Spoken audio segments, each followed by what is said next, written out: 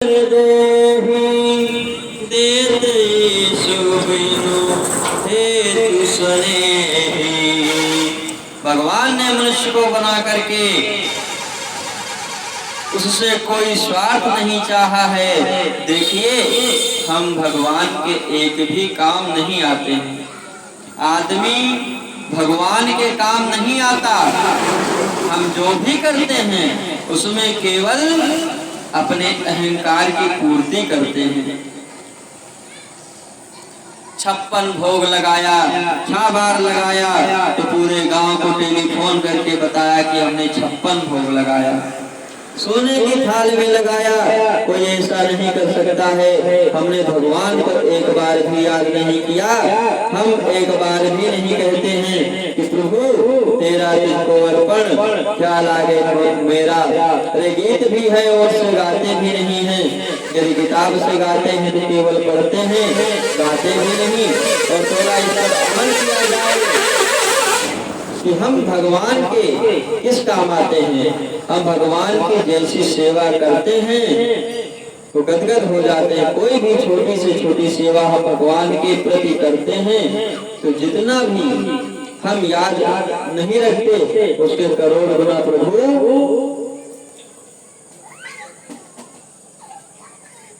याद रखते हैं। तो हम भगवान के प्रति भगवान को ऐसा याद रख करके जो अपने तन से, मन से और याद करता है तो भगवान उसको हमेशा याद रखते हैं। और भगवान को जीव के धन की जरूरत नहीं है। वो तो स्वयं राजा हैं, साहब हैं, वो तो बेताज बादशाह हैं। उनको क्या कहना, भगवान को हमसे क्या चाहिए। हमने देखा है ठाकुर जी के मंदिरों में, हमने देखा है कि ठाकुर जी के मंदिर में लोग पॉकेट से रुपया निकालते हैं। पहले गड्डी निकालेंगे और गड्डी से 1000 का नोट बाहर करेंगे और फिर 500 का नोट बाहर करेंगे और उसके बाद फिर 100 का बाहर करेंगे, फिर 50 का बाहर निकालेंगे और फिर 20 रुपए का बाहर, फिर 10 का बाहर करते हैं। उसके बाद मूर्ख 5 रुपए निकाल करके दान पेटी में डालेगा। हे आदमी है कि खोपड़ी है कि शैतान की। कम से कम यदि भगवान के सामने गिरना ही था तो बड़ी वाली लाल की भी डाल देते अथवा पहले से ही निकाल करके 5 का नोट भगवान के लिए अलग रख देते।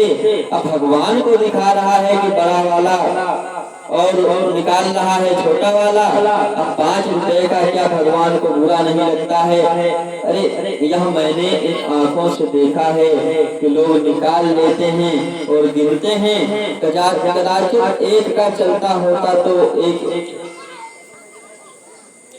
अगर नोट भी 1 रुपए का चलता होता तो अभी भी लोग डालते। कभी आप प्रसंग याद आ जाते हैं और हम भगवान के हैं। जब भगवान के हैं तो क्या है मेरा, जब हम ही भगवान के हैं तो हमारा क्या। भगवान के हैं तो सब समर्पित कर दो भगवान को। अतः हमको लगता है कि हम धन दे करके भगवान की अच्छी सेवा करते हैं। क्यों? सब संसार को तो हम धन दे करके फुसला रहे हैं और भगवान को न तन चाहिए और न धन चाहिए। मेरे प्रभु केवल जीव का मन चाहिए। अब यह मन यही तो नहीं है, मन तो भटक रहा है। और कबीर बाबा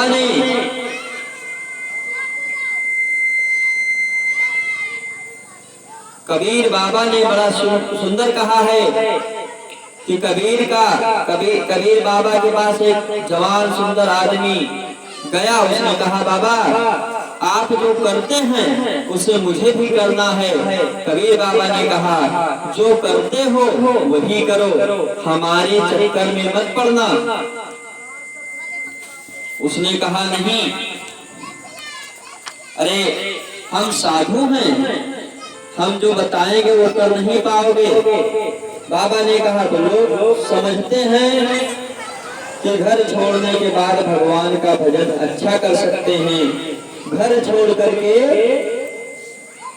भजन तो नहीं कर सकता और घर में रह करके भजन बिगड़ नहीं सकता। तुलाधार वैश्य दुकान में बैठे रहते थे और भगवान का भजन करते थे। कबीर बाबा ने कहा, देख तू जो करना चाहता है तो मन की हलचल समाप्त कर, एकदम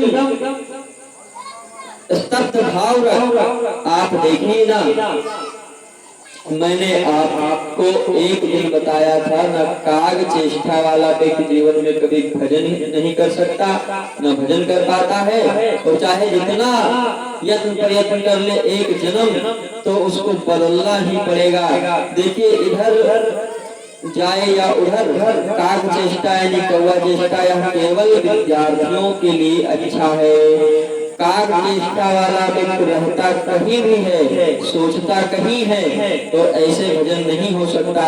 कबीरदास जी ने उस बच्चे से क्यों कहा, लाला सुन मेरी बात, क्या कहा कि मन के तरंग मार लो बस हो गया भजन, आदत बुरी सुधार लो बस हो गया भजन, आदत बुरी सुधार